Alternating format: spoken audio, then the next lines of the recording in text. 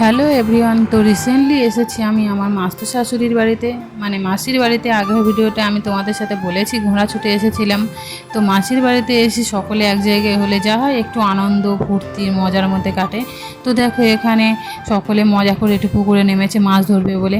মাসিদের পুকুরে অনেক চুনো মাছ, চুনো পুঁটি মাছ। তো সবাই ভাবলো চলো একটু মাছ ধরে সময় কাটানো যাক।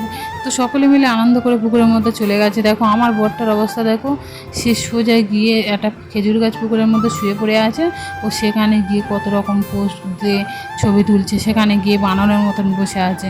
আর আমার মাস্তো শাশুড়ির মেয়ে তার ছবি তুলে দিচ্ছে। দেখো পোজটা দেখো, শুধু কত রকমের পোজ করে ছবি তুলতেছে। একবার এরকম বসে তোলে, একবার হাতে এরকম করে তোলে, বাবা নায়ক নায়ক ফিল। তো তারপরে দেখো আমি এখানে চলে এসেছি। এসেই দেখো আমাদের মামারা মানে মাছ ধরছে। ওদিক থেকে মাস্তো শাশুড়ির মানে মাসির জামাই চালা দিচ্ছে। আর আমার দাদা হয় একটা, দাদা আর মামা মিলে দুজনে জাল টানছে।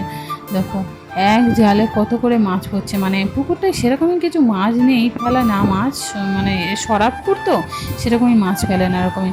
এবার বর্ষায় থেকে যা মাছ হয় চুনোপুঁটি, একটু আধ ওই কদিনের বৃষ্টিতে চুনোপুঁটি এসেছে মানে বাদার ধারে পুকুরে হলে আর যে আর কি বাদাই থেকে চুনোপুঁটি এগুলো এসছে। তো মামা আর দাদারা মিলে মাছগুলো ধরছে আনন্দ করে। কি মনে হয়েছে, মামা বলছে চল সকলে মিলে গিয়ে মাছ ধরি। তো ওরা মাছ ধরছে, আমি এদিকে একটু ভিডিও বানাই।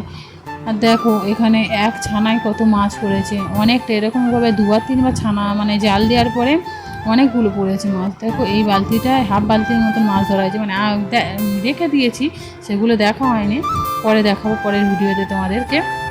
তো অল্প অল্প করে দেখো মামা, আমি ভিডিও করছি দেখে মামা একটু কমেডি দিয়ে দিচ্ছে, মুখটা নিয়ে কী করছে। মামার মুখ দেখলে সকলে হেসে যাবে, আমি তাই মামাকে বলছি তুমি আমার ভিডিওর সঙ্গে থাকবে, সবাই হেসে যাবে। দেখো কত মাছ আজ পর্যন্ত। টাটা।